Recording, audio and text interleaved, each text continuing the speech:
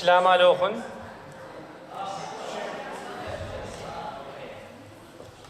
So let's continue with our now second session for after a nice cocktail. I hope you have enjoyed it.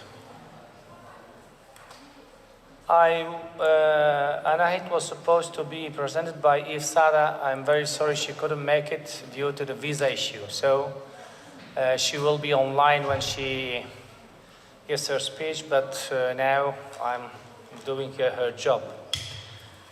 Well, talking about Professor Anahit Khosreva is complicated because she's not only well talented, full of love for what she represents and what she is, a huge worker. Let me just take let's. But also an excellent scholar. As you know, she's based at Harvard University, and today she will delight us with a topic, delight. Honestly, and say delighting because she will delight us with the knowledge. And the topic is the struggle of survival, Middle Eastern wars, and vanishing Assyrian communities. She's an expert somehow in genocide issues. And as you might have followed her, she is in the last time well requested by many Assyrian communities around the world because of her deep knowledge about this part of the history.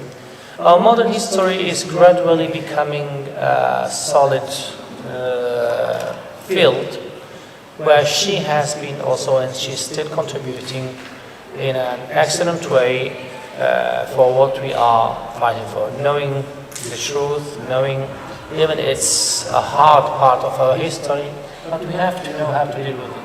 So thank you very much for coming. And Anahit is also not only a scholar, but she's also part of Nineveh Chair.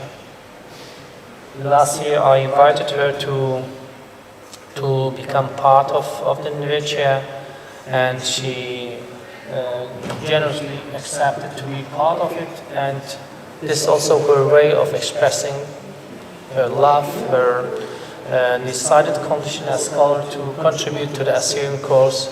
And yeah, this is why I'm deeply thankful to you for coming this time again, and the role is yours. Thank you so much, Rabbi, for your beautiful introduction. Before I start, I'm just going to have like 10-20 seconds to thank you particularly, and mainly you, for organizing and continuously putting effort to organize this conference, which is very important for us, for Assyrians. And also I would like to thank your team with you, your family. I know it's not easy to organize conferences, especially with our people. So thank you so much for all your effort and time. And may God bless you, and may God bless you for our people. Thank you.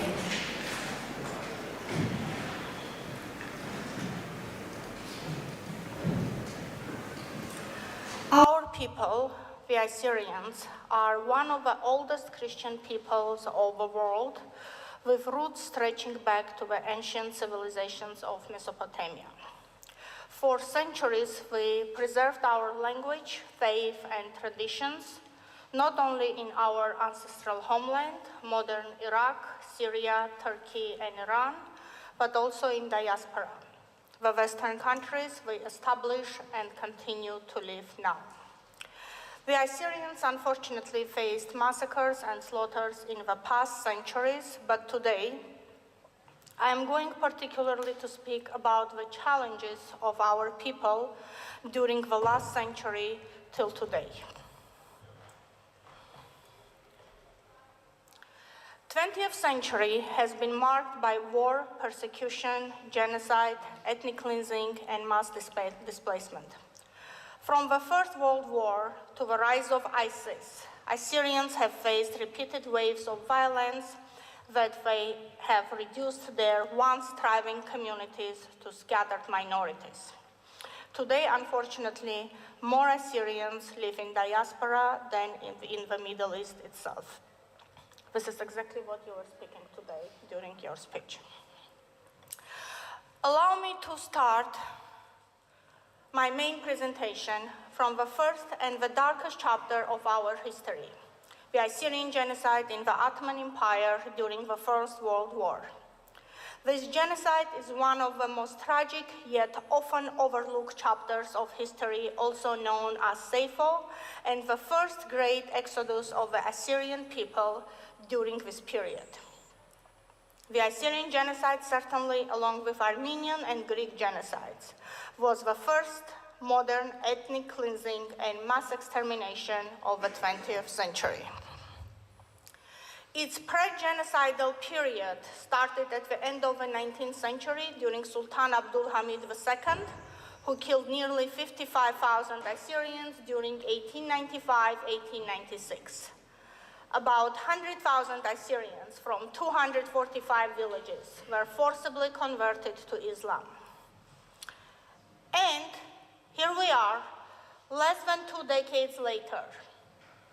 Hundreds of thousands of Assyrians, nearly 2/3 of the entire population in the Ottoman Empire, perished as a result of execution, deportation, starvation, diseases, the harsh environment, and physical abuse.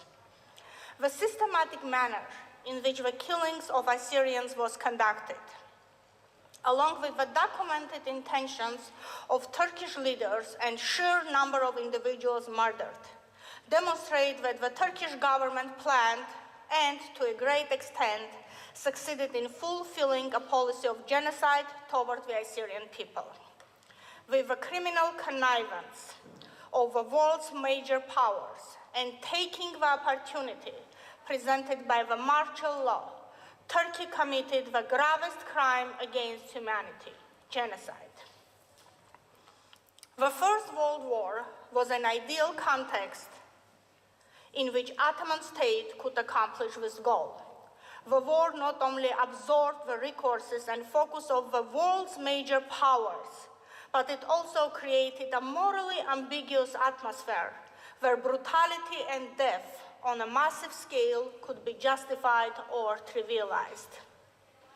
The Assyrians, whose Christian identity and cultural durability were perceived by Turkish nationalists to be undesirable obstacles to the realization of a pan-Turkic nation, found themselves barriers of a misfortune with reverberations lasting to this very day.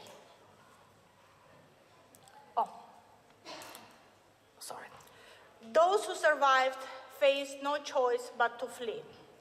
Many sought refuge in Iraq and Syria. This mass displacement marked the beginning of a long and painful journey of exile that has defined the Assyrian experience for more than a century. An English eyewitness noted, the exodus of the Assyrians is one of the most tragic pages of the military history. More than 70,000 Assyrians vanished on those roads. Concluding this part of the history, it's important to reflect on the profound legacy the Ottoman genocide left on the future of Assyrian people. The Assyrian genocide inflicted deep and lasting wounds, shaping the very identity of our nation. For over a century, Assyrians have carried the memory of immense loss and endured continuous struggle for survival. This first great exodus marked the beginning of repeated persecution and waves of forced migration that continued throughout the whole 20th century and unfortunately persist even today. Perhaps the most devastating consequences for us, certainly, except the human losses, was the loss of a significant part of our ancestral homeland in the territory of the modern Republic of Turkey, a land our people had inhabited for centuries. After the First World War. Many Assyrians who had fled genocide in the Ottoman Empire were resettled in modern Iraq under British protection. One of the most significant havens for these refugees was the Baquba refugee camp.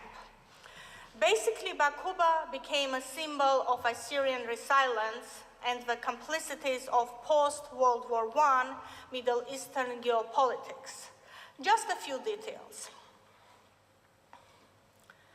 The camp was run by Brigadier General Austin, who documented its operations in 1920 account.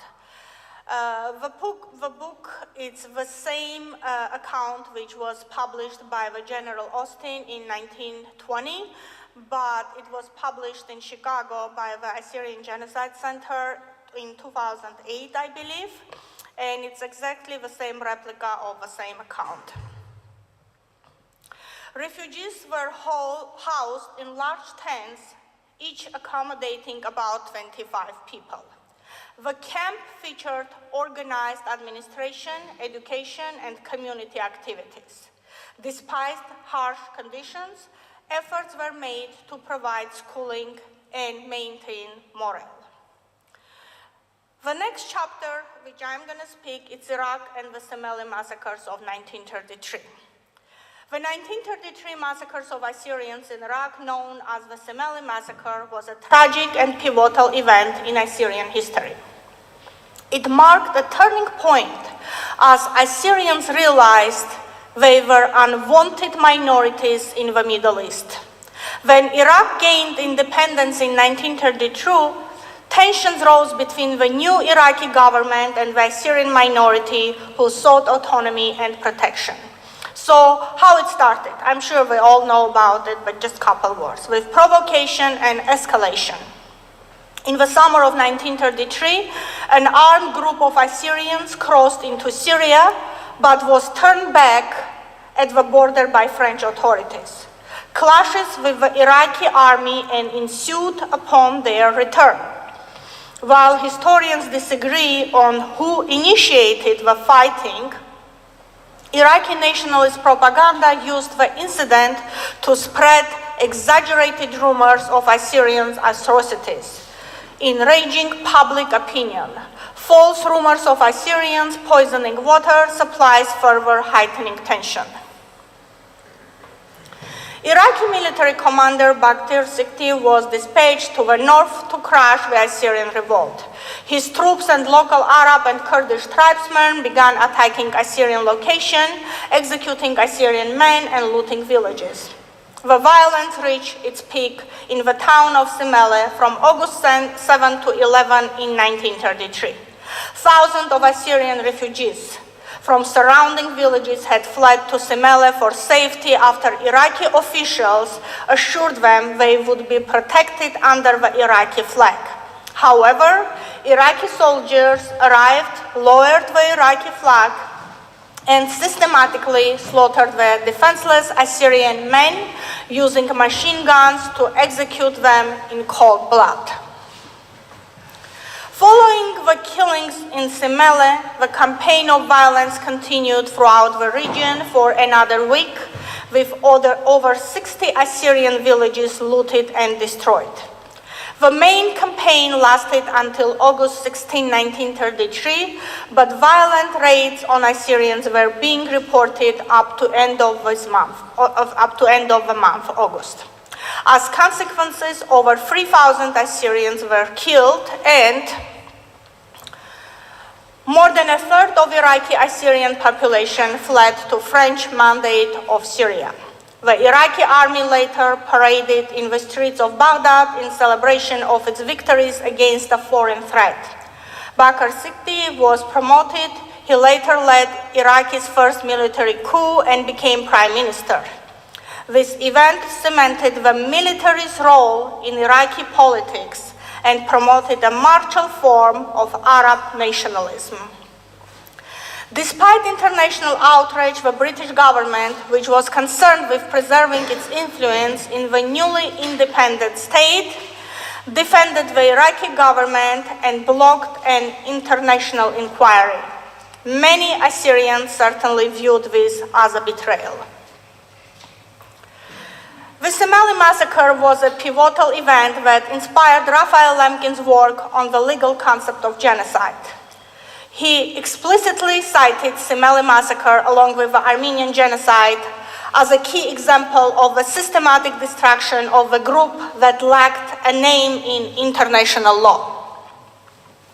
In the Assyrian community worldwide, 7th of August has officially become known as Assyrian Martyrs' Day or National Day of Mourning, in memory for the Semele massacre declared so by the Assyrian Universal Alliance in 1970.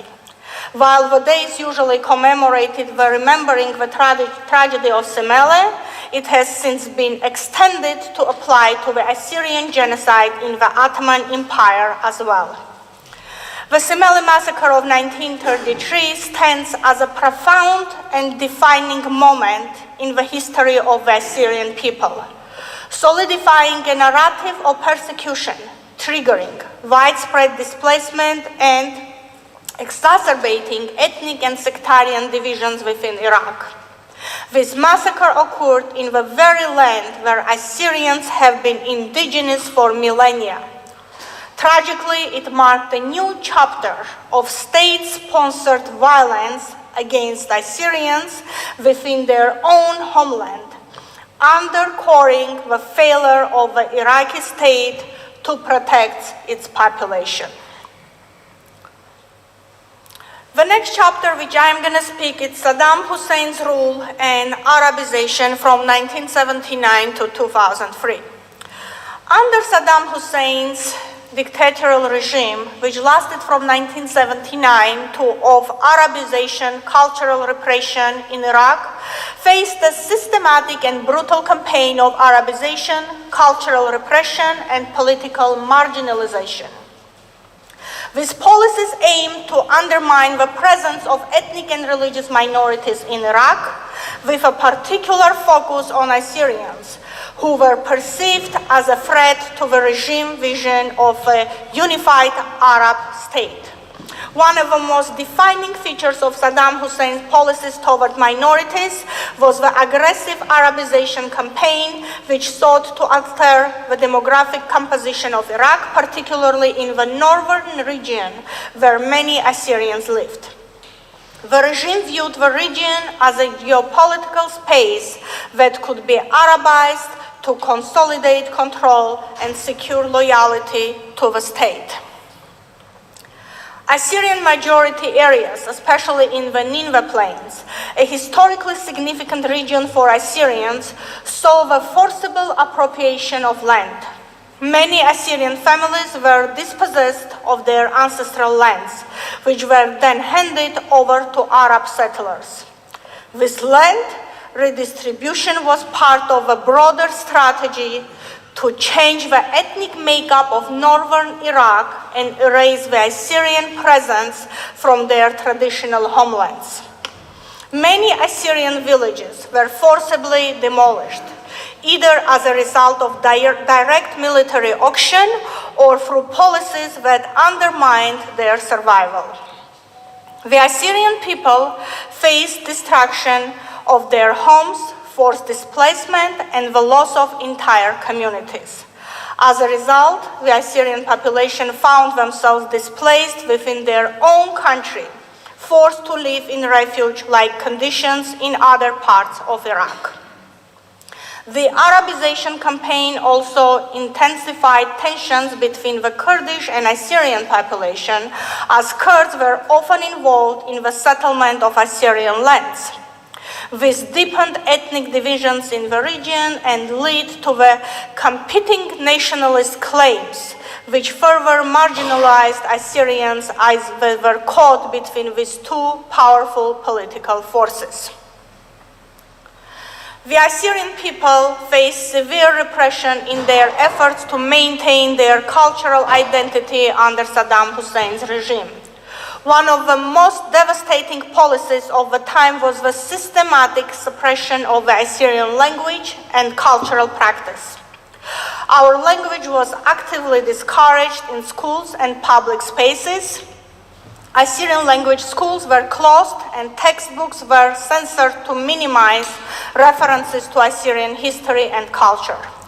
The Christian religious identity of Assyrian people, a key part of our cultural heritage, was also under attack. Churches and other religious institutions were monitored by the state, and Assyrians were pressured to conform to a secular Arab nationalist identity, which often meant relinquishing their religious traditions. The government aimed to replace Assyrian symbols, traditions, and practices with Arabized norms. Assyrian art, music, folklore were stifled, and the preservation of Assyrian history was abstracted by state-run institutions. This created a sense of cultural dislocations and generation of Assyrians who found their identities stripped of their historical significance.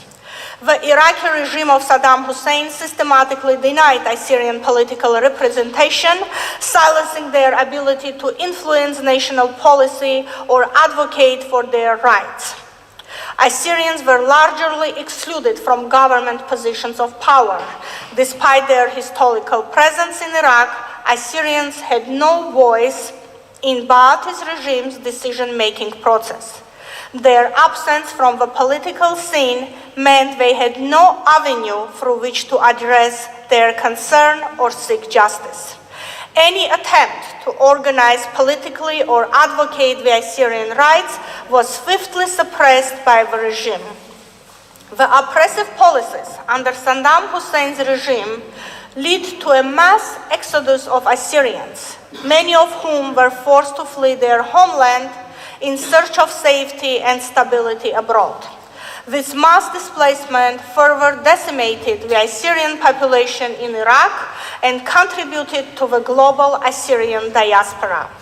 Many Assyrians sought refuge in neighboring countries such as Syria, Turkey, Jordan, and Lebanon, while others journeyed to United States, Canada, Australia, and Europe. The immigration of Assyrians, particularly in the 1980s and 1990s, was driven by fear of persecution, economic hardship, and the destruction on their communities under Saddam Hussein's rule.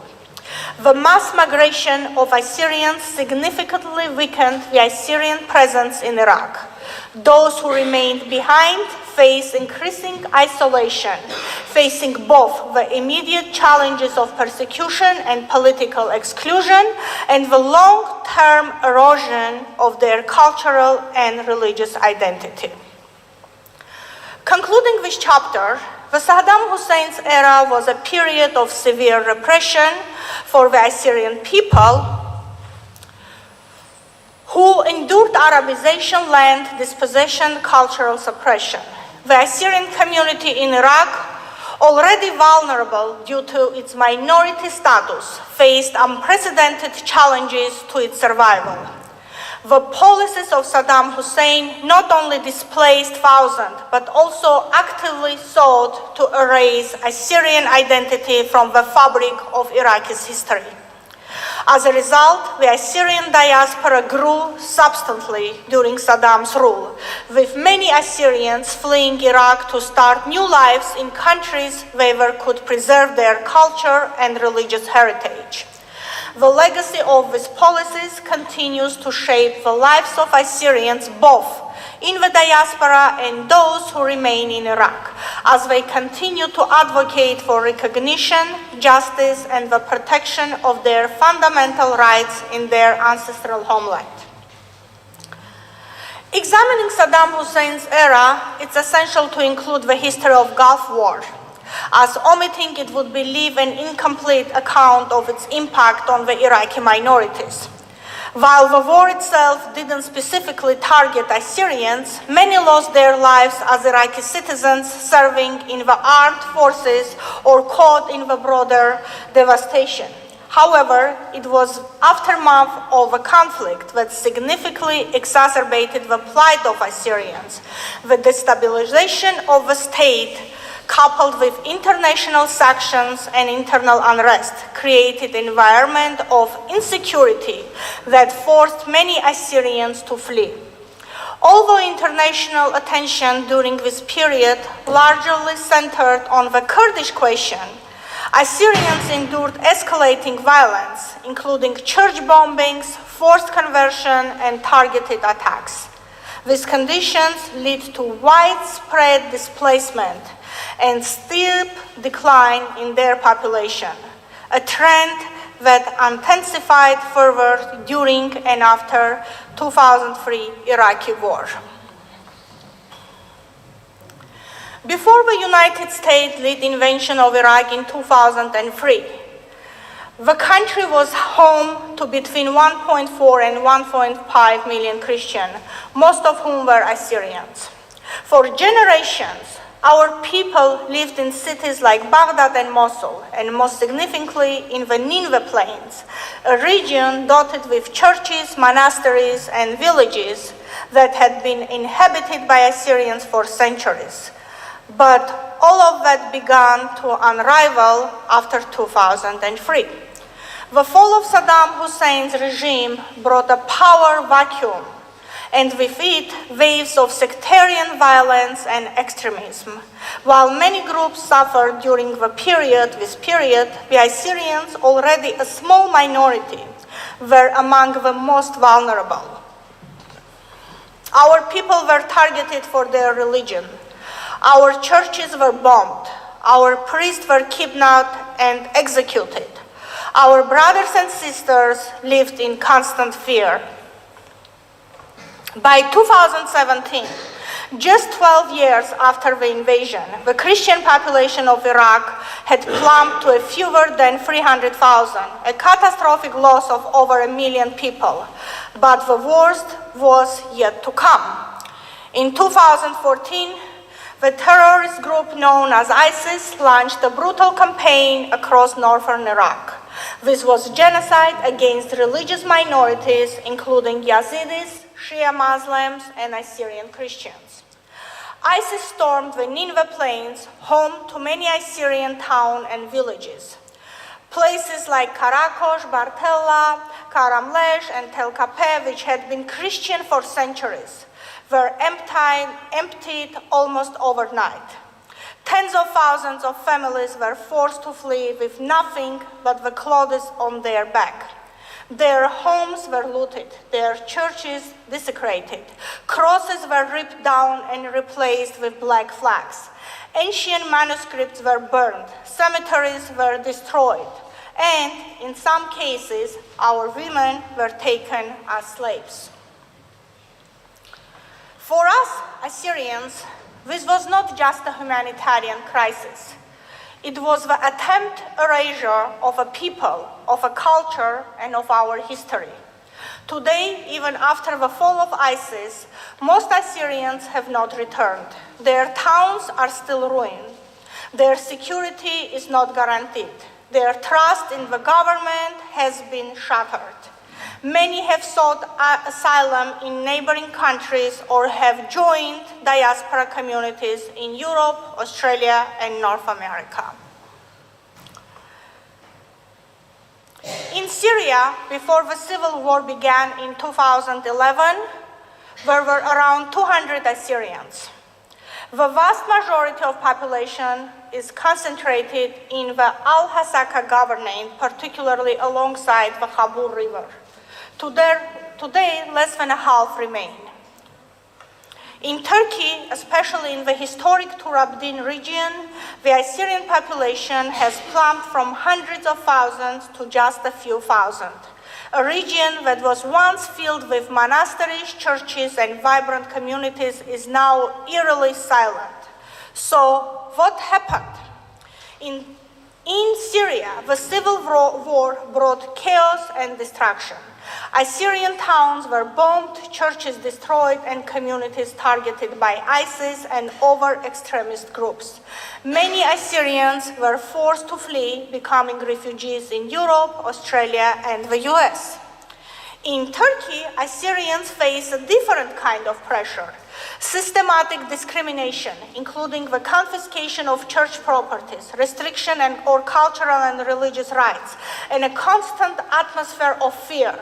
has pushed them to leave their ancestral homes. Even today, many Assyrian families in Turkey live in legal limbo, struggling to reclaim their land or rebuild what was taken from them.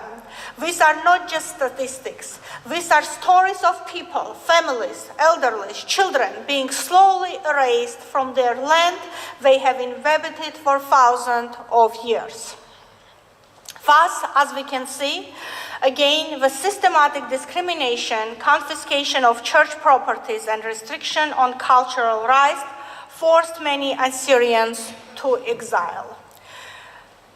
It's known that during the Ottoman genocide, the Assyrian atrocities and slaughters of our people expanded beyond the Turkish realm.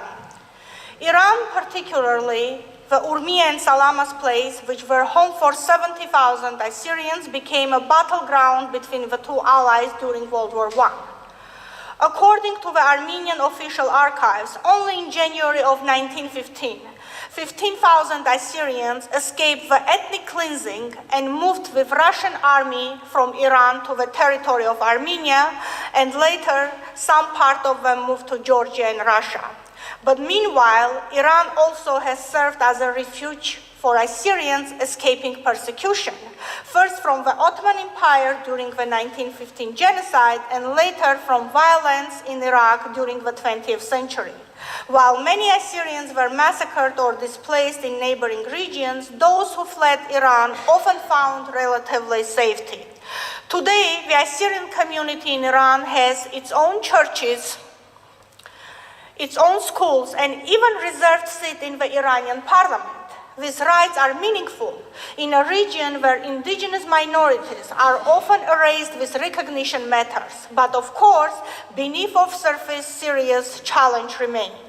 Despite these formal rights, Assyrians, like other non-Muslim minorities in Iran, face significant restrictions on political and legal participation. They have limited influence over national decisions, and there are barriers to full integration in social and professional life. So many of them today, again, they go to diaspora, like United States, Europe, and Australia. So I'm going to conclude.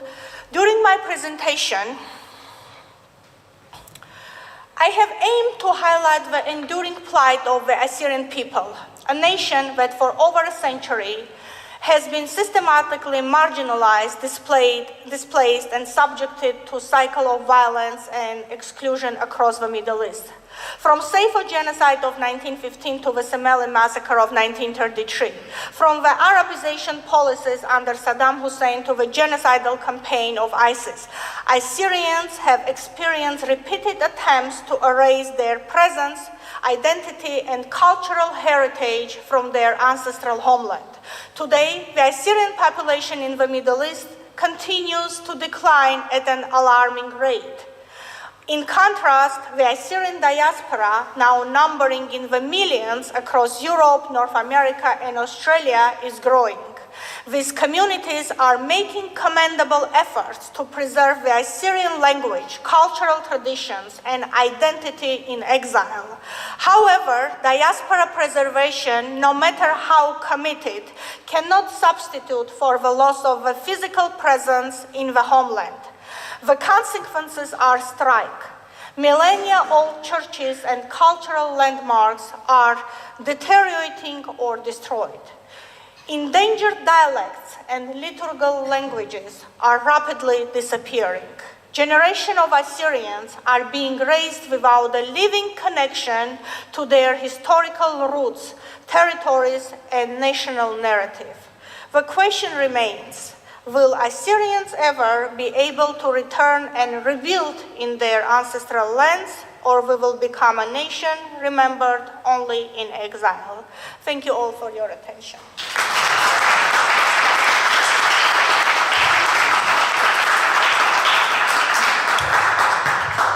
It will for sure not only remembered, it will become a reality. So let's work on it. So thank you very much for your excellent presentation, dear Professor Anahit. Now we have a few minutes just a few minutes for small and short questions, please. Yeah, Novina. Thank you, Tahit. I have just one question. You're presenting on the things that the Iraqi government did to the Syrians, such as the Sinai massacre, things that happened, for example, in the Gulf War. I want to know about your experience of the Iraqi government or the Iraqi society today. You're presenting on these things. What's their reaction? Do you see that there's recognition or not? Is there aversion to it? Are there struggles that you're facing about the Iraqi government, recognizing the things that happened in Syria? Thank you so much for your question.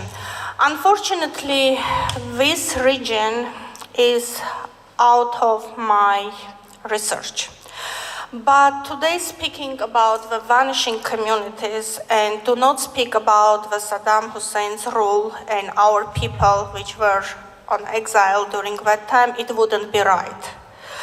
And actually, I am sure that many, maybe 90% of people who are sitting here, they are coming from Iraq. They will answer that question much better than me. And even when I was planning to speak about the Saddam Hussein's paragraph, I was thinking, like, do it really worth it? Because, I mean, I'm sure, like, a lot of people, they know much more than I know about this part. So if anyone can answer that question, I would really, appreciate. Thank you. Because I don't want to say something which is going to be not appropriate. Rabbi Samir? To answer this question, don't expect anything from the Iraqi government. The Iraqi government today is a lot worse than it was at Hussein time. And people may hate me for that, but it was more secular than religious. Today is Iraq's religious.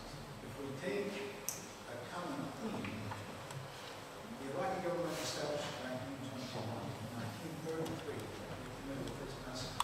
Until today, when you talk to people in the government, in the parliament about the Sinai massacre, they all acknowledge it. But nobody has the will or the guts to say we have to acknowledge that and recognize it.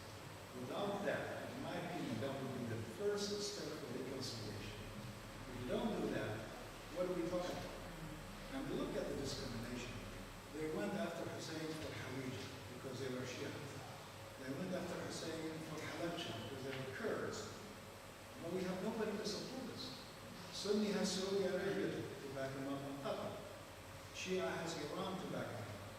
Kurds have America to back him up. Who do we have to back us up? Nobody. So don't expect anything. That's my take. Thank you very much. Anybody who wants to, please? Beautiful lecture, Doctor. Does your research focus on the modern, I want to say, persecution, discrimination, and exploitation of Assyrians by Kurds under the KRG? Thank you so much for your question. Actually, we all know it's a very sensitive topic, especially today when we're sitting here and we have representatives from our homeland. That was one of the main reasons I escaped that part, because at the end, because it's continuing right now, as you could see, like I mentioned only like small paragraph during the Gulf War, that mostly social media and Western countries during the Gulf War were concentrated on Kurds and they totally ignored Assyrians. Of course, like I could speak about today's, but as I said, it's a sensitive topic. I can discuss with you separate, but thank you so much for the question. Thank you very much. Last question. I myself am a grandson of flight. Grandma, we was survivor of slavery. When we sit and blame government and political entities, it all hinges on the media. Look at the time, at this time, while there was a war of, while the war of Hamas on Israel, where about 50,000 people supposed to die, twice as many people have died in the same duration in Nigeria that were Christians. They were burned in their own churches, but no media mentioned it. So the media bears more of the burden of blame than the political entities. I totally agree with you because yesterday we were just kind of discussing with Michael and he was not, I mean, we were just not arguing, but we were discussing, and I said the same thing, that today mostly social media plays the main role to so-called advertising. I mean, it's a wrong word to speak about the massacres and slaughters, but you're right. Right now in Nigeria, thousands of people, they are getting killed. Nobody speaks about it, nobody. But, you know, if social media today advertise Palestine and Ukraine, again, I'm not taking sides because I'm a humanitarian, though I have my opinion, but yes, I agree with you. It's social media which plays the main role and takes main part. Really, last question. No, sorry, you asked. Okay, no problem. Because otherwise, you know, the time is. Yeah, please. Very quick, thank you. And I know this is also a pretty sensitive question. Like you said, I wonder if you have any thoughts about that. The fact that, so we also have had massacres and genocides in earlier periods, you know, Tamerlane, etc. Now, everything considered very briefly, we still maintain population in some parts of Qatar, or at least what you call the Middle East. Due to the U.S. invasion of Iraq and everything that followed after that, for the first time in known history, we basically are having, like you said at the very end, like physically, the percent of Assyrians being present for the first time, because even the genocide didn't do what the U.S. invasion and things that has happened after that has done. So I'm just saying that in a way this is an existential kind of a situation. And I was wondering if you had any thoughts on that, the effects of, again, like recent atrocities compared to those that are just. And you are speaking about vanishing of our people, going to diaspora. Yeah. Also, I mean, I totally agree with you, which I mentioned also in my speech, but let me tell you this. Don't you think maybe now it's more opportunity to, like, people, they can go to diaspora? And I mean, no matter how much we would love to see our people in our homeland, but I always tell, sitting in United States in good condition, we cannot blame people in Iraq saying, oh, why they're leaving our land. We have to keep our land. But their people, their brothers, our brothers and sisters, they have their own children, and they worry about future of those children. We cannot blame them. And unfortunately, in Armenian, we say that it's Armenian fortune, but I think Assyrian fortune is worse, unfortunately, yeah. Whatever is happening in the world, especially in Middle East, first it affects our people, no matter where we are. Thank you very much. Time is now, you know, we have to be strict, otherwise I'm very sorry, but we have to finish. You can then discuss it with her, yeah. There is a slight change in the program due to the fact that one of our speakers couldn't be here. Now, Robin West. A big clash, not only yeah. And Robin and Professor Abdul Nasir, please.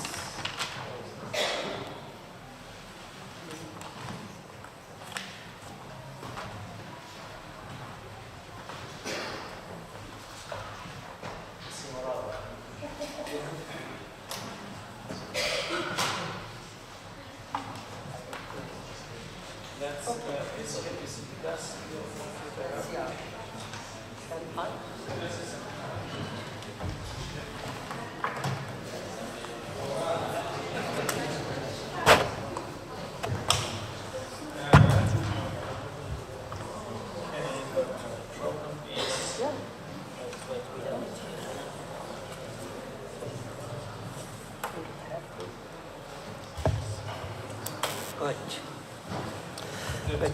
And now we get with.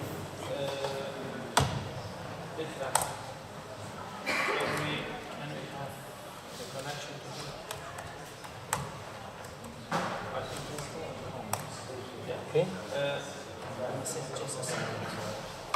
Yeah.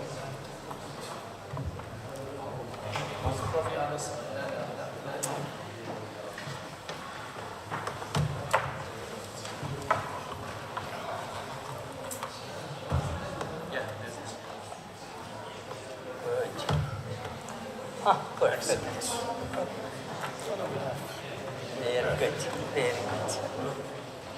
And كاوتروغن طاوة how can we, Rabi, how can we cancel this one? Can we? Is your computer? Yeah, that's what I.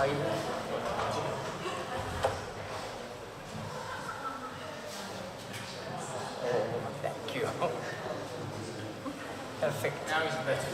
And how? Yeah, no way. Just go back. Perfect. مدري شلام الكل. Next one. Really, it's my honor to introduce my beloved friend, Dr. عبد المسيح سعدي. ملبانا عبد المسيح سعدي. رابلة. اوكي مرخنا. انا قالي هالشرامل. Oh, come on. دكتور عبد المسيح سعدي إلى خم ملبانة كشيرة يوريشانا سوريايا وإلى ياذو عد لشانا سوريايا ومول بلغيو بعد هي صوبة تبلاي من نيجو شاون جو انديانا جو تكساس جو ماردين مدري ويا الملبانة ودكتور عبد المسيح سعدي خشول رابا جبارة بإيده بقدرابه منه كون ليدي a part of his work was translation of Bible, about New Testament and Old Testaments from Shitta into Sureit Toroyo. Opel خانت تيخ أخنا مدن خاي ويد اللي قجاي غامث رشمائيت شد قلبه وتمنيمة وأربي وتشة أربي وإشتا الموديل أمريكاي بنت يوجو تري عمودة وأنا بتمحكن دوم لو صفرة إنا بخشون رغم من أن يدي قد دكتور عبد المسيح سعدي إلى مخبيثوثة أطرتها جمردوثة سوريايثة وإلى خكبناشي اتلون رخشة ومتنايا خاروبها وبليخي لقى شوشاطة ومتنايا متخضربش إن أخبيثوثة أنا برسوفغايد يذن أخوني مناخا سعد إذن أخوني ميقرا بشير سعدي هل هدي إلى عطر السوريا بشوقنا أخون عم ملبانا كشيرة عبد المسيح سعدي تودي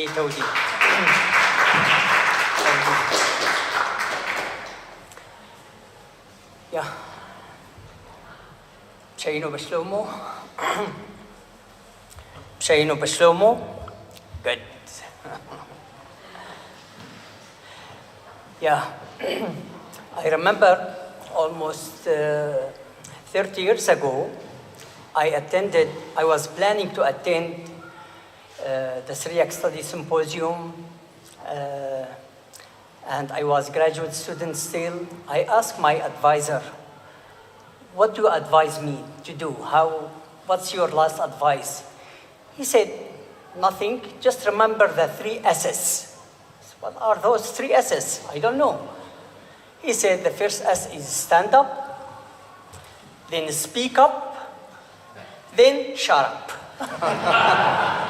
So I'm trying just to sit up and speak up.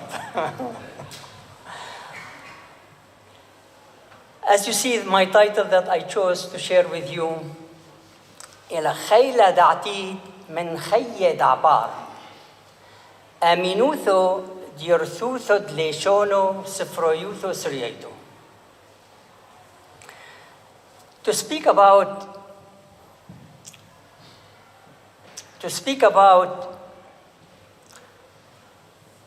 Sprayuta Surieta, we need first really to look at the wider landscape of what we are going to talk about. In fact, I will choose the theme to be a contributor to the world civilization, or not to be. داوت مفريونو أو لوت. دوت مفريونو لم دينو يوثو أو لوت. To be or not to be.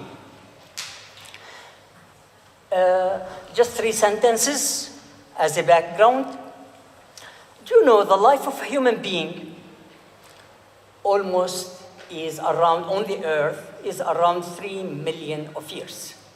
That's fact of known as common knowledge. Everybody knows it. We know also the history began, this history of a human being, Makthbanutha or Tash'itha Dnasha, Barnasha, began with the invention of the writing.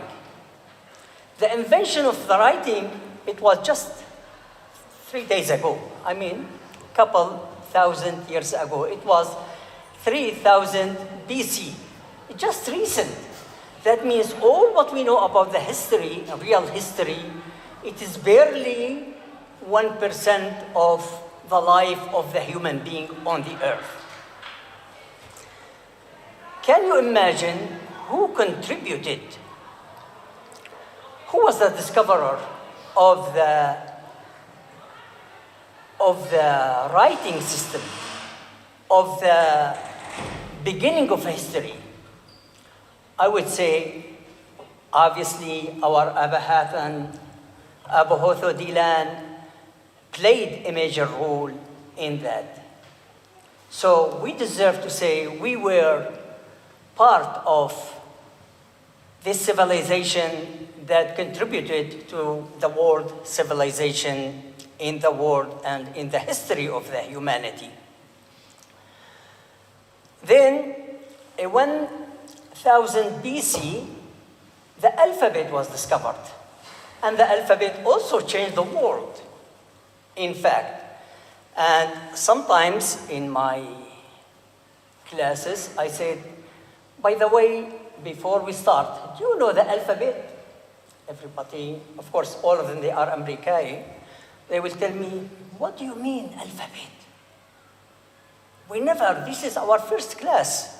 I said, how many alphabets are there in the world? Alphabet. There is only one alphabet. And the rest of the world adapted that alphabet accordingly and developed it a little bit. هاوي طوارة إشما طوارو على الألفابet. It's really one alphabet that was discovered in Mesopotamia, in Syria, to be more precise today.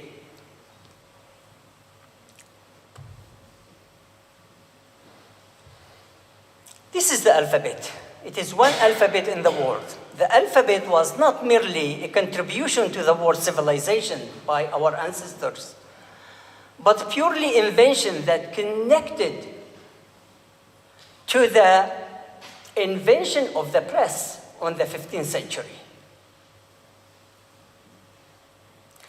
And we won't exaggerate if we are going to say, in many ways, it is connected even to AI, the discovering of AI, I mean not discovering, but can we imagine AI that's all over the world without alphabet?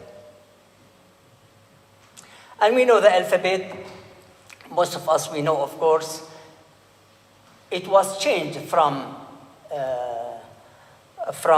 shape Seysanaya, from Shikla Seysanaya, which was basically pictorial language, into sounds of the language. Instead of memorizing or learning 1,000 words or couple thousand words, here we know only 20, mostly from 20 to 30 voices, sounds, and then we can write easily. So it was a great and big discovery. Then in alphabet, nowadays, back again, as it was in the beginning, they began to discover new things in the writing system. For instance, when we say Aba, oh, where's Aba? Aba. Aba, Ab, which is father, it comes from two words, Alif and Ba. But Alpa means, first, the pictorial picture of Alpa was the bull and the winged bull. Then we understand what we mean by winged bull. And then the bull means the power. And Beth means beta. Yes, still beta. And the shape of beta, if we had the time to look how it is the shape of beta, it is beta. Then, now, the writing, we began to pronounce it as ab or aba. Ab. In fact, what we are saying, the power of the house. Who is the power of the house? Is the father. That is the meaning of the father. That's the implication of the father. And then you can imagine all Semitic roots, all Semitic languages. I'm not writing, I didn't write it here. All Semitic language is based on the 3 syllables or 3 letters. We call it the root. And unfortunately, first we inherited from the Akkadian is the language word that originally it is 3-letter root of 3 letters. And those 3 letters are 3 pictures. Almost anything. And then nowadays the interpreter, they began to say, there is no way to interpret almost anything without first we will look at the picture of this word. Then we began to comment and make any suggestion through development and go more sophisticated. So, those are the invention that was the invention of some of our father. There is in there. Therefore, they were contributor of the world civilization.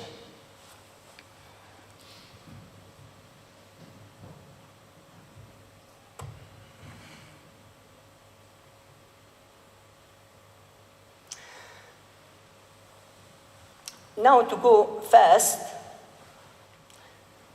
do you know عاتق كثو كمانو لو على اللوحة not tablet but ورقة عاتق كثو بوع المكولة ادهش كفو يجبو ورقيدي still survived in its own paper as a paper عاتق كثو بوع المكولة that survived still until today.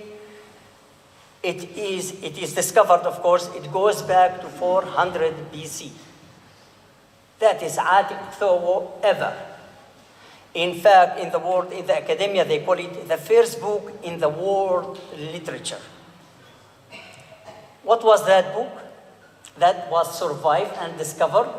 It was the book of Ahiqar. No other than the book of Ahiqar, Wazirat Sanharib, Malka Wazirat Sanharib, who was from the 7th century, and then their sons up to 6th century. كتابة أحيقار ميد ومترجم بلبوشو حاثو من يونويو من كوثوبو يونويو شمي أوسد بدورو قدمويو دمشيحو بدورو دشو عودو مولودو. Meanwhile, there was a lot of translation to it and utilization of this حقمتا أحيقار. But do we know also بدورو دشب عودو مولودو عابر وكثوانو عندي دي لسفرو يوثو سريويتو شبونو لسفرو يوثو عربويتو بلبوشو عربويو إشمو دكثوو سفرو دلقمان بكثوو القرآن.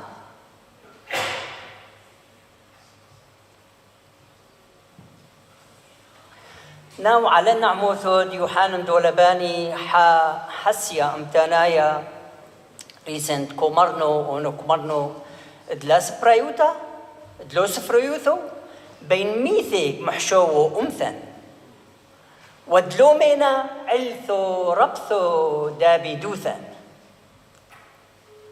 لتنا ميدي دلومي سفريوثو بدورو قامويو أمورو يونويو تو أمورو يونويو بدورو قامويو اسمي شوب نايل كثولي بشبهورو كوثو بشبهورو على سفريوثو علو عامو يونويو بأنتيوك وكمروا لو عامو أنتيوك السريوي بأنتيوك كمر عامو بربرويو عامو فشيطو كم شغولي ليشونو نوشلك فوهم لي من يوهانو ليشونانو.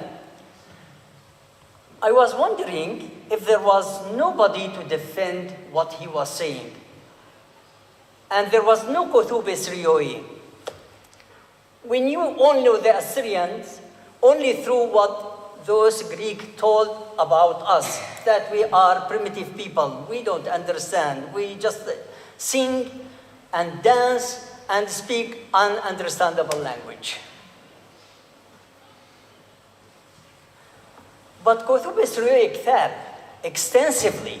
من دوره قدمويو بدوره ترايونو, it was just the top of the breath, the ازدهار, the blossom of the سبرايوتا سريتا بدارة دتري.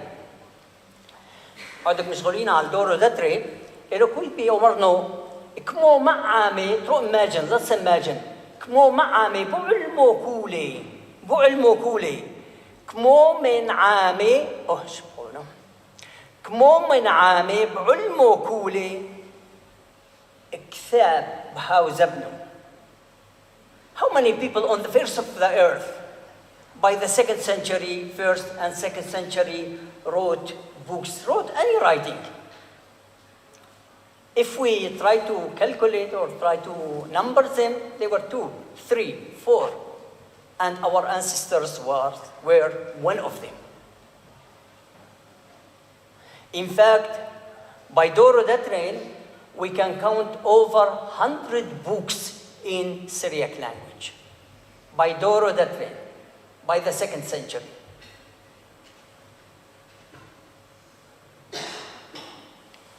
Now everybody knows, of course I said everybody because the whole world knows about Taishan the Assyrian. That was the 2nd century. Because there is nobody try to study early literature, especially the biblical literature, that doesn't know anything about Taishan the Assyrian. He has to know it, otherwise he will fail in his exam. He won't be able to understand. So it is the cornerstone. The writing of Taishan of the Assyrian is a cornerstone for not only the Sprayuta Suryata Ela, Sprayuta Ulma. And here, I would say Sprayuta Diktawa Qadisha, it's Mnatha me Yurthutha and Mnatha me Maktab Zabna Dbarnasha. Tatian Kthule Setoro علي يونوي بكثو كتلي كثو لقبال يونوي. In English, against the Greek. He was not criticized, he was criticizing kind of the proud of the Greek, but demonstrating the valuable culture and the valuable knowledge that exists in his own country. And he identified his country as the Assyria and Mesopotamia sometimes. And that's why he was called Taishan the Assyrian. And by the way, Taishan is Akkadian and Syriac words. It means Ru'ya, that means shepherd. We can speak a lot about Taishan. If we had a time, we will carry on more about Taishan. And here just, I'm jumping to Saint Ephraim, Mar Ephraim. Mar Ephraim, we can lean and relax and talk about Mar Ephraim because we were fortunate 200 years ago or 150 years ago that all the writing of Saint Ephraim were rediscovered. The genuine writing of Saint Ephraim that was by genuine writing, his own writing, were discovered and fortunately were brought to the West, to Germany, and his book were all printed through the CSCO and even translated into German. That was a blessing. Then we know, now we have a clear picture of the conflict, or we can call it probably the social life between the Assyrian culture, the culture of Mesopotamia as entity, and over against or in return to the against the culture of Yaunai or the culture of Persai. And Mar Ephraim قلت لي مملوشة يذيعوا تكومر على سامد يوناي. And interesting about Saint Ephraim, when Nisibis was fall down, so the Byzantine fleet left Nisibis and the Persian Shapur came to Nisibis. And you know, Saint Ephraim praised Shapur over against the Yonai. And we can speak about that so much. I will jump to 5th, 6th century, even 7th century with famous figure Severe Sabocht. Severe Sabocht, again with the theme of the conflict between the culture, the Yonai culture, the Greek culture, and the Assyrian culture. And Severe Sabocht Komer وببلوية سريويني أببلوية سريويني كومرنو ليتنو شد لكودا ليتنو شو ببريثة لكودا هادي هانك تكمي دسريوية لك قدرة ادعي الفونو غلبة طعيني ميذد أسريويني دمو فقي إذاعته أو كيف ويلفونو وهنني أما الفوني قاموي ديونوي.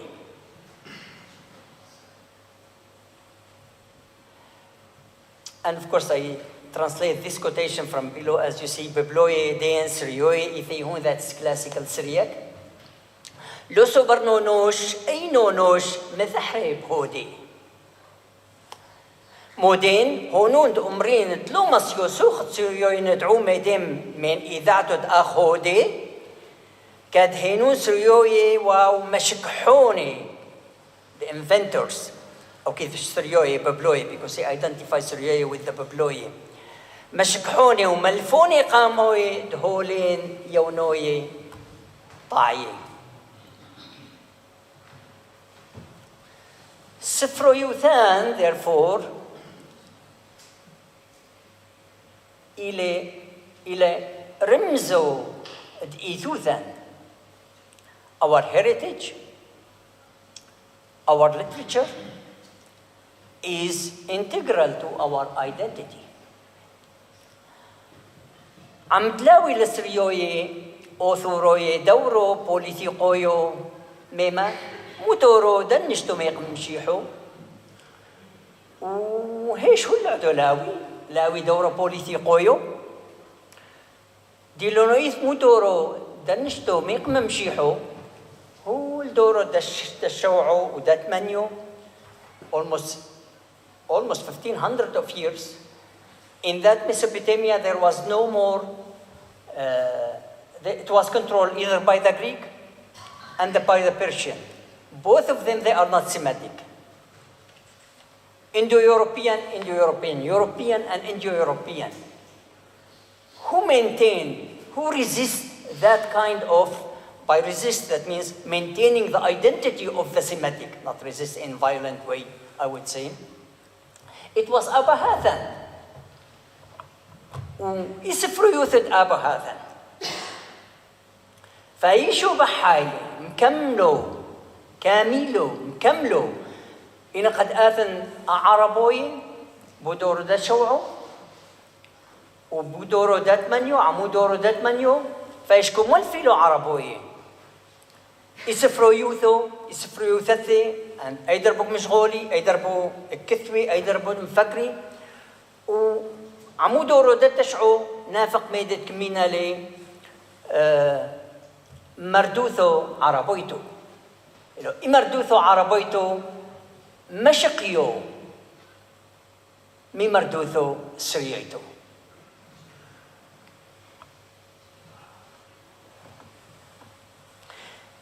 اسفريوثو سيرتو محشو وستي سفريوثو مسحشوستي أكاديمويث هيوثو تيبيليتو مالون سفر يوثو مشي حويتو دمدن حود محويو بيرثوثو دفشتو and بفشتو محويو بيرثو دفشتو I mean دكتاوا قاديشة دمترجم لوليشان سريايا أو بكثود مورا فريم وشركود أخوثي اتكتني غلبي غلبي غلبي. يعني imagine if there was no Syriac writing up to the 7th, 8th century, I think we will miss a lot of huge richness of تمشي خيوثة تمشي خيوثة مدنخة له يوا إذعتو دلو مسفر يوثو سريوتو.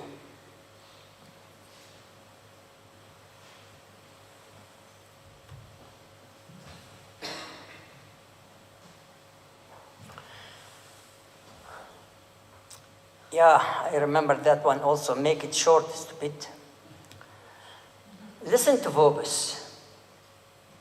We know I will jump to Vobis. Vobis was at the University of Chicago at the Lutheran School of Theology. His role was, he was a Syriac scholar or scholar specialized in Syriac Christianity and Syriac heritage. One of his tasks for 40 years, he was collecting the unknown manuscripts, unknown Syriac manuscripts in the East. Now, actually, because of him, I applied to that university to go and be kind of تلميذ الفوبس, but unfortunately he died even before I arrived to that university. One of his statements that he wrote in his book around before he died, he said, "Kthuli," that's I began from the second line. Oh, I cannot tell you which word. "Kthuli, kitli zidme 200,000 ورقة سريوية دلتني ذيعي لو علمو أكاديمويو كلن جابي قعدو بوبيث صوبو هركي." أو كيف in English he was saying something like, he said, "Now in my collection I have 200,000 Syriac documents that are unknown to the academia of the world. 200,000, almost 250,000, that are unknown." If you can imagine, every one of them, it needs a specialized scholar to study that. So we need 200,000 scholars to study what we have stored, what we brought Vobis to University of Chicago. I was fortunate, and it really, since I arrived, they gave me that collection to catalog it and identify it. And over 10 years, that was my job as a student. Always partially, I used to go to the library and do that kind of job. I was so fortunate to have and kind of be part of it. Since then, really, even before, but since then, I would say, and for the last 30 or 25 years, say, we have been thinking and rethinking of doing some projects. As we said, we need 200,000 scholars to study sufficiently what we have in Syrieta, that still it is not fully and comprehensively studied. So we said we can still begin with something, and we should know how to deliver what we have to our generation, to our scholarly generation, because it was done over many generations, so it needs more generation, modern generation to continue to complete it. But we have that role to submit it, to introduce it, to encourage it. At least let us do some steps toward that direction.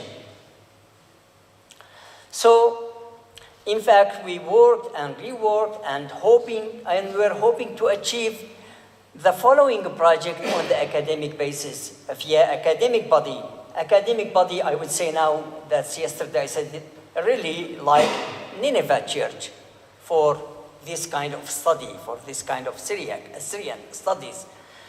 And I would say after the collapse of the dream at Mardin University back on 2010, because I carried that dream to go and do it in Mardin. That's gone. But never too late. Nothing too late. Nothing late. We have to do something. So the first project would be series of books, textbook for learning and teaching classical Syriac. Teaching modern, by modern I would say modern spoken Syriac dialect, that's Assyrian in both Western and Eastern dialects. And in fact, this kind of project we need to follow, or that's because it is undertaken. I mean, it's kind of, we are working on it. I am working on it. We are following the American Council of Teaching of Foreign Languages that almost every year, every 2 years, they develop it and they update it. So they are always updated. All those teaching of foreign languages, every 2 years, they said, you need to add this, subtract this, let's try this. So we need to have our, why not from, there is Simo Parpola, research on cultural continuity and discontinuity between Assyriology and Syriacology. We had some conferences. I think Robert was in the first conference also in Helsinki University back on 2000 or 1999, I forgot. That project, because of financial issue, was stopped or postponed. I don't know if it's going to continue because, as we know, Simo Parpola now is retired.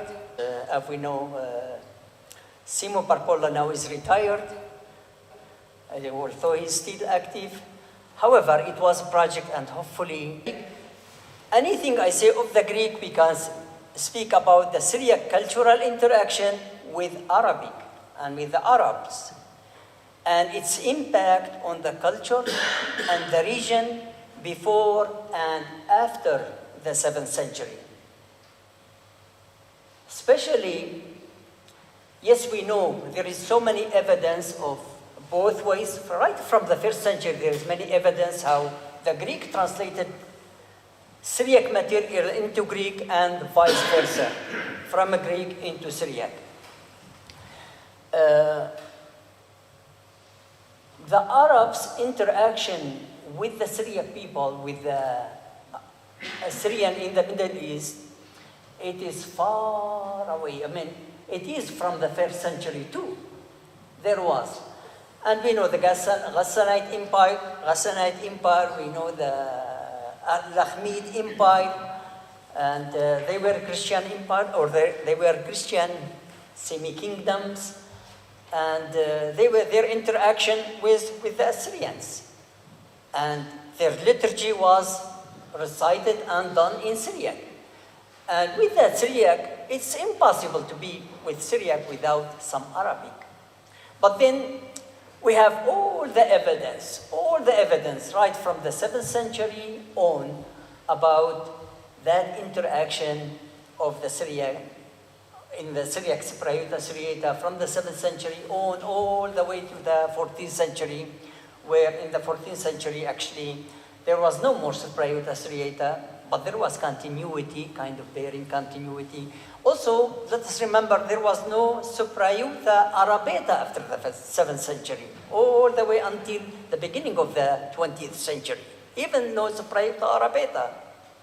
no Arabic literature and Sprayuda. To complete that vision in the academic field, we have to have something to do with the Armenian. The Syriac cultural interaction with the Armenian is vital field. It is very, very vital field of study. It is barely touched upon. And to jump from that, to say the Syriac cultural interaction with the Persian, Georgian, Sogdian, and Chinese and Turkish, Arabic, Turkish languages and people and literature. We have so many to do. Abu Hathan always they made the challenge of to be or not to be. We have also that, even to this generation, we have that same challenge. We have this same challenge, to be or not to be. And we are all hope that we are going to be. And when we say we, I don't mean I as a man belong to the Eastern Church or the Western Church. No, I mean the people of the earth, that the earth brought them, whether they were Yazidi, whether they were Muslims, whether they were Christian, whether they were Harani. And I like some of our fathers, somebody like Barhabraios. Barhabraios spoke about one Harani from Haranian religion, which is quote-unquote pagan. I don't like this word pagan, but so-called pagan. And he said, look at this Usyad, Thabit, his name Thabit. He wrote over 29 books in Syriac that I have them. And look what he is saying. And then he make quotation. He make 2 pages of quotation from Thabit al-Harrani. And in that quotation, he was talking about we the pagans, so the Haranians, maintain the true faith. And we maintain that we were more honest and so forth. And he was going on and on and on. But he is part of that society. He is part of we. And all of us, we should and must be and must meet that challenge. Without.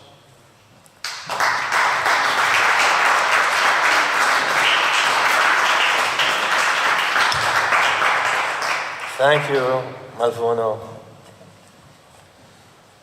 Any question?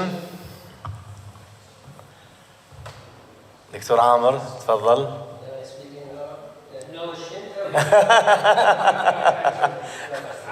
Take your time, دكتور عامر.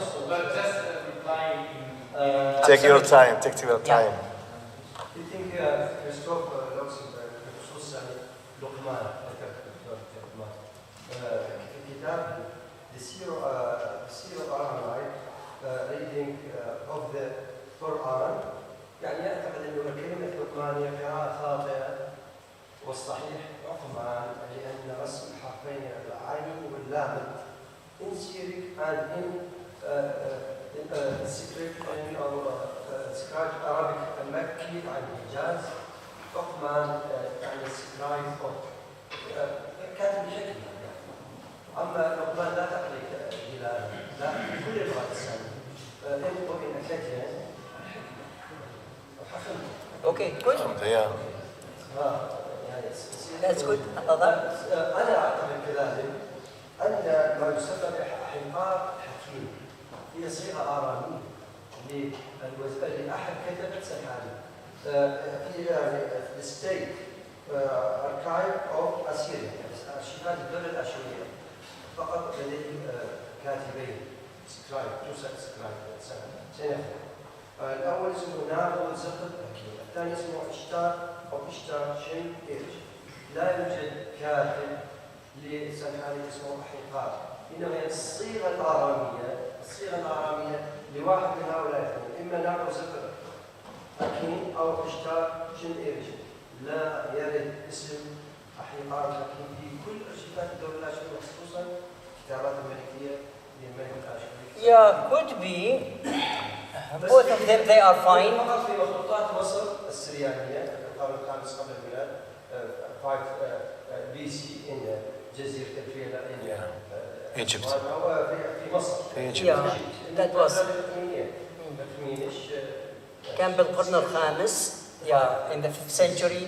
But again, أحيقار, as it is with Alif, أحيقار, it could be different name, different spelling. However, he is still Wazirat Sankhari Malka. Yeah. Yeah. And then in the book of Tobit, which is part of the Bible, the Hebrew Bible, they wrote about Achiqar as Achiqar. Exactly the same spelling, Achiqar. And Luqman and Uqman could be, however, that's how traditionally it's known as that same person. في كتاب النحلة. في كتاب النحلة. في كتاب النحلة. Very much. حتى الاسماء التوراتية بعضهم في مثلا سنحاريب والملوك الآخرين سرجون شهرودين سرجون شكرا شكرا أبو هشام. دكتور سرغون عزيزة. You mentioned the 200,000 manuscript or folios, I guess, of Kabubis. You've cataloged them, right? Yeah. So just quickly, what was the content in general? What type of content? Yeah, actually I wrote the contents here in my, I put them, they were here already. Yeah, the contents are, you can imagine every content that constitute the literature or the knowledge of the people of that time. There is in that kind.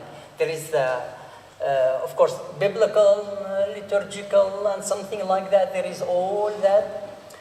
But then uniquely there is the philosophy of like Severi of Sabuch and even philosophy of Moshe Bar Kefa. Same philosophical book, there is philosophy, there is history, and so every type of Seprayuta included in that catalog. ملفونو أفرم. No, just in order to conclude, as we have only 15 minutes, I'm sure there are so many questions about this huge topic. Absolutely. And quality. So, unfortunately, such a topic needs a whole conference, not just a presentation. So, we hope that in the future we will be able to also focus on the classical part in order to make use of such a richness for the modern Assyrian literary production of the current day. So the question related to Sargon is how we can make use of such a huge bulk of knowledge and introduce it as our scientists have been doing this morning. You know, from an engine now we are able to see words which we can use in a daily life. So why not recover all this richness and putting it as a meaning for this Assyrian new generation? So I'm sorry to, you are generous with the time. Okay. I know that we are هنا 15 minutes. أوكي نأخذ إيفاز هذا ليلة إيفا ليلة هازم. Okay. Any more question, please? فاقد. I have a question. I have a quick question to you guys. So there's less than Eastern Assyrian, of course, you spoke about it. What about this Aramaic dialect in Malwa? Can you speak about that? Is that Aramaic or is it Assyrian? Same. The same. It's just I like, mean, it's not yeah. intelligible to us. Yeah. I had the chance to work in that language of Ma'lula. Sorry, just last one. Some people say ours is Assyrian and they speak Aramaic. I don't know if that's true. Yeah, but about this, the language itself, it is 100% related. It's just they said when they classified as Eastern and Western Syriac, just I use the academic term, they said the Western Syriac is the Ma'luli one that survived only. And the Eastern Syriac is two branches. Beyond Dajli, beyond Deklat, and below Deklat. So even in the Church of the East, of the dialect that I was talking, it's considered Eastern Syriac, not Western. We call it Western because of the church. That's wrong appellation, wrong naming. In fact, it is Western, it is Eastern. But of which branch? Which one? The East or the West of it? If I may to it, it's a typically geographical separation, nothing else. From the beginning, even the Semitic languages were divided according to geographic separation. Mesopotamia, Syria, Palestine, and Saudi Arabia, and Kush, Ethiopia. So, as such, denominations are merely at the beginning, and they still are alive. What your question could be explained in a better way, which differences, slight differences are between this, let's say, so-called Aramaic language or languages. In reality, we could compare Aramaic language like Latin, from which then French, Spanish, Italian, so came down, and they have their own way, an independent way of evolution. This is exactly the same as we were isolated. Due to the fact that first Greek language was Christian, and then there was a kind of resistance of our hand. So this is why sometimes they are not between each other intelligent. The structure is the same, but the way how they express it, it has done like Italian in relation to Spanish, Spanish in relation to, I'm giving you an example, just to let you know that they are from the same group, but they have a kind of illusion that makes them calling this and that. But we are still geographically minded. Ma'arwaya Matanhaya, you are totally right. The Matanhaya, it has been, again, due to the fact of the territory, it was called Ma'arwaya Matanhaya. Okay.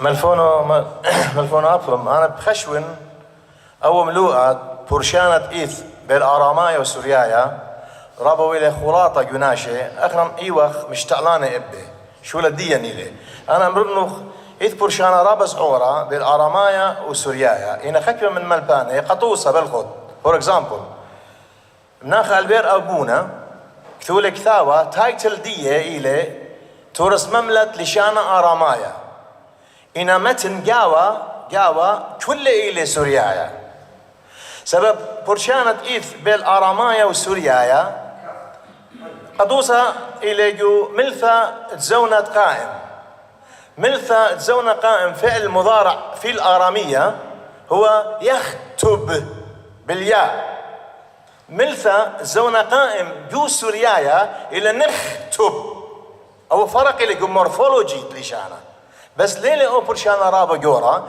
وإحنا إذا برشانة بكل سيمتك لانجويج إلى قصة أن أزت الأقرأ ليث برشانة بالشالوم وشلامة وسلام ما فونوتيك سيستم شنو الفرق شمشة شمش شمس أنا أتخيم ما إن أدي كنت رقم هاويل سبرايوثة ديانة أدب لترشة رقم هاويله بيش لليشانة ومشونا لي من لعزة بيش لليشانة أبو هذا أنا بخشون سنقتل خمل لومادا بقد خيو ما قنطرنا هاويلن بصاية ريسيرجرز أو برشانة أو different إذ بيل لشانة بيل شوماها اللغة الآرامية والفرق بين اللغة الآرامية واللغة السريانية لأنه يبدو هناك إشكالية عند المتلقي وحتى عند المختص وهذا التلقي وهذا الإشكال أنا أعتقد إحنا سببه لأنه إحنا بدنا نستخدم يعني المصطلحات مو precisely مو بدقة. اكو فروق اي نو اكو، بس انا اقول في شكل بسيط. اوكي هلا خام الفون ولا مارا بس تودي ساقي الملفون عبد المسيح.